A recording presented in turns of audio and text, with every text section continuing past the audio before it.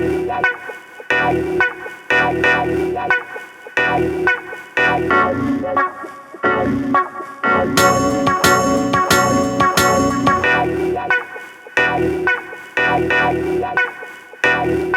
guys, this is Tyler with ReadyMan. Today we're going to talk to you a little bit about the photography merit badge so that you have a good conceptual understanding of how it all works. So today I'm here with Rex Allen from Allen's Photography, and we're going to kind of systematically go through the book and talk about the different concepts and things that you need to understand in order to teach this merit badge proficiently. Hi guys, so we're going to cover the basic requirements from 1 through 5, light, angle, composition, all that fun stuff, and then we'll get into depth a little later on each one of the topics. So first off, it starts out with light. Light, and specifically natural light, when I film, is probably the most valuable thing that I can have in order to make a picture look good. Essentially, the more light you have, the more you can work with. The less light you have, the more you have to adjust your camera to be able to deal with that low light situation. When we're talking about light, light is probably the number one thing in photography that separates people from being just a normal photographer to a great photographer. So trying to find really pretty light, or they quite often talk about the golden hour in photography, which is usually the last hour of the day. And for landscape photography, that is usually the type of light that people are looking for. When it comes to portrait photography, you're trying to get soft light, and they use all types of devices to try and make that light soft. And then when you're talking about sports photography, you're just trying to get enough light to actually capture the action. Right? So there's different ways you can manipulate light, and there's different requirements for different types of photography. But it is the number one thing I think that separates people from being just good to being great. Also, on a little note on the light, as an example, when doing field photography or field videography, that golden hour he talks about, essentially the sun is at a low angle. It's coming in sideways, so you get that good face towards you. So if I have the sun behind me and I have the light coming in this direction, as opposed to I turn sideways and I've got big black shadows across my face. And that low light kind of, if you ever see a sunrise or a sunset, you see those really deep colors, that really strong red, and the temperature's correct. So think of that in your mind as the most appropriate light, and then try to replicate that later on. For sure. So it is for sure like the most common thing used for landscape is really trying to get that golden hour, that right at sunrise, right at sunset type of light, because it's really rich and warm light, and so you get really, really good colors, and you get really, really good detail in things.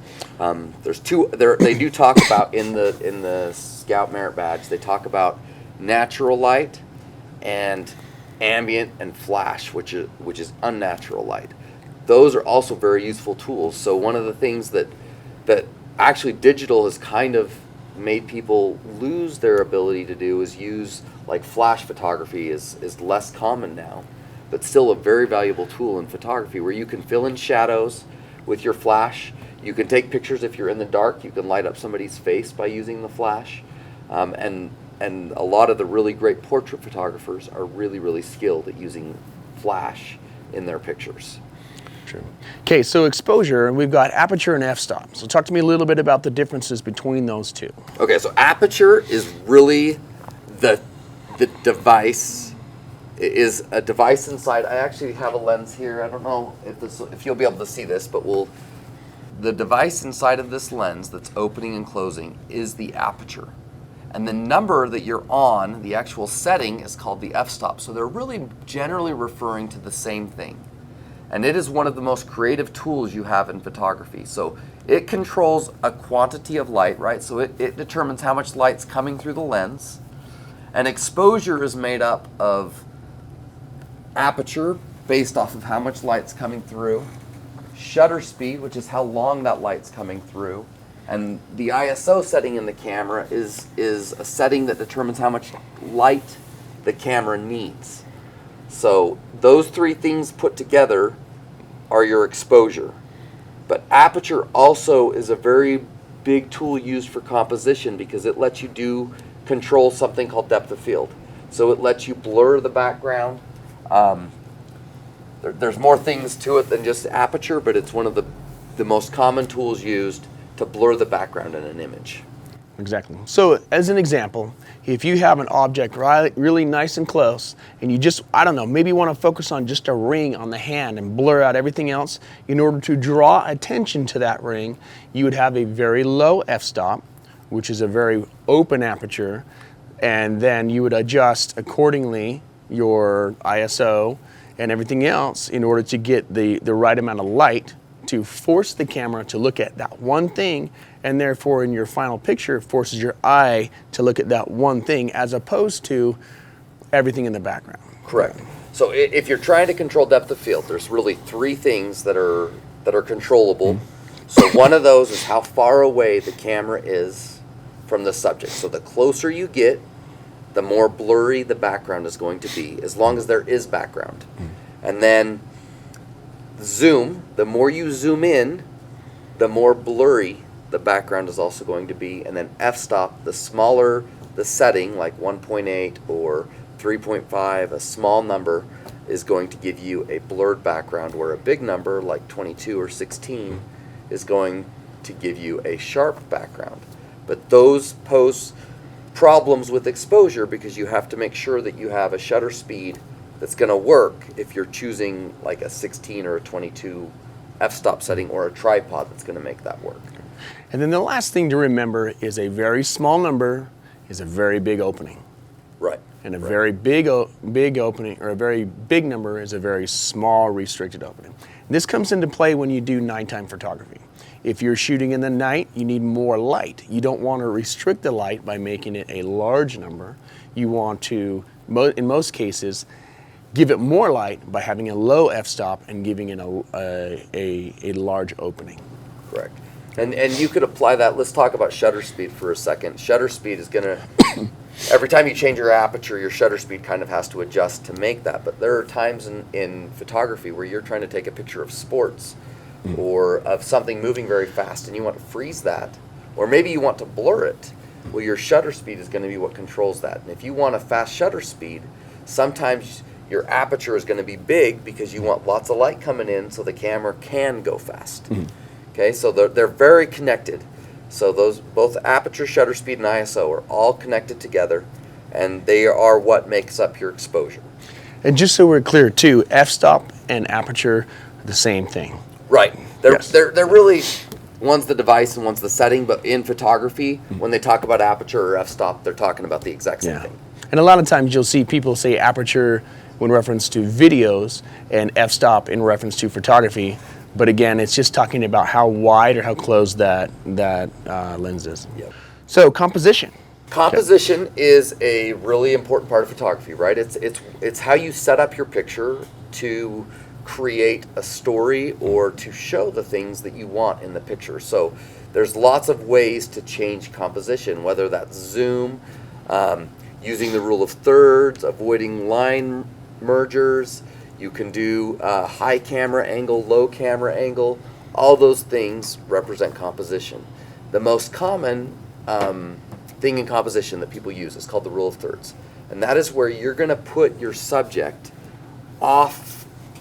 So if you break your picture up, if you break it up into thirds, both vertically and horizontally, you're going to put your subject on those lines, on those intersecting points to create a little bit more dynamic photo. So even as an example right now, if you take this shot, you cut it in half, or cut it into 3 sections. So I've got 1, 2, 3 sections. Here's my vertical sections. And then I've got 1, 2, 3 sections, like a tic-tac-toe box, right? Yep. So I'm gonna put in his head is right here on the X, and for his 1/3 of the scene, and then my head is right here on the other X. If we were shooting with just one person, we may not use the rule of thirds, or if he is shooting a picture and has an object that we want to discuss, if I move out of the shot, now he's still appropriate in the rule of thirds because it shows him and the object as opposed to just him. So it's not something you'll always use, but it is something that if your picture doesn't look right, this is usually something that you're messing up. Right, and when they talk about in photography, a lot of times they'll talk about there's a lot of things called rules, right? So the rule of thirds is just a General really good guideline of third. right? So it doesn't mean you have to use it. Sometimes your creativity is better than following a standard photographic procedure. So there's not really this is the way you have to do it. It's just a known thing that generally is going to be liked more than if you don't use it. So it's a good guideline. So the last thing, if we're right here and I'm messing with this lens right here, the rule of thirds is backwards because there's all of this dead space behind me that doesn't make any sense. Now, if I move myself here, it looks better. Now I'm appropriately set up in the rule of thirds. I have the object I'm talking about and it makes more sense. So we just discussed some of the ideas around composition, like the rule of thirds. Another area that is really a dynamic thing in photography is to change your angle of view. And that means that you are going to physically change where the camera is, the viewpoint the camera is looking from. Whether that's high camera angle or low camera angle, you can totally change how an image feels or looks. So we'll show some examples on the screen of some great images using high camera angle and low camera angle, and they change how somebody looks or how something looks. So a lot of times when I'm shooting landscape, I might have my camera 6 inches off the ground trying to have a unique perspective of the thing that I'm looking at and using a low camera angle to do that. Versus when I do a lot of portrait work, a lot of times I'm getting above my subject, shooting down, giving a high camera angle, and just making a dynamic look in the image by changing the camera angle. One thing I've found when it comes to videography versus photography, if I detach my camera from my tripod and get right on the level of the object that I'm taking a picture of, oftentimes it looks more appropriate. It gives you a better background. And lastly, if you ever look through your eye relief and you see big blank spots, you want to essentially avoid that. As an example, if you're taking some sort of landscape photography and you have half of it is just this big blue sky, aim it down a little more so you get more of the landscape and less of this blank spot. So always be cognizant of things in your shot that don't make sense. Either zoom in to get what you're looking for or move to an angle to where you're getting rid of this blank stuff so that your picture looks more appropriate and focuses more on the subject that you're taking the picture of and less on the random stuff surrounding it. Yeah, that's a really good point. Sometimes you can often get rid of stuff that you wouldn't think would be bad, but sometimes you might have a bunch of bikes in the back of a photo that if you just change your angle a little bit, you can get rid of them, and that's a great point. In the book is how to stop action. So this is where we come to shutter speed. Okay, so shutter speed is how long it takes for your camera to physically take the picture, and they're always done in fractions of a second. So if you were talking about a shutter speed, you could say, oh, I was shooting at 2/50th of a second. So that's 1/250. So it's a second divided into 250 increments, and that is the shutter speed. So for sports pictures and action pictures, we would always tell you to try and get 1/500th of a second. 2/50th works quite a bit, but not all the time. But 500 is usually a pretty good tool.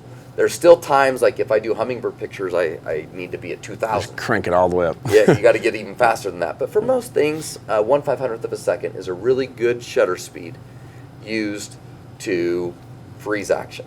And the thing you have to worry about when you do that is the camera's going so fast, your aperture and your ISO have to be set where that speed still gets enough light, or it has an ISO setting that doesn't need very much light, so that you get a proper exposure, so the right amount of light is in the picture. Otherwise, you'll have this bright white shot or a completely black shot that is unusable. Yeah, and when I'm talking to people about cameras, I always tell people if it's sunny outside, it's pretty easy to do. Where it's challenging is if you were shooting inside or at night, even under lights, anything action in that environment gets very, very tricky to do.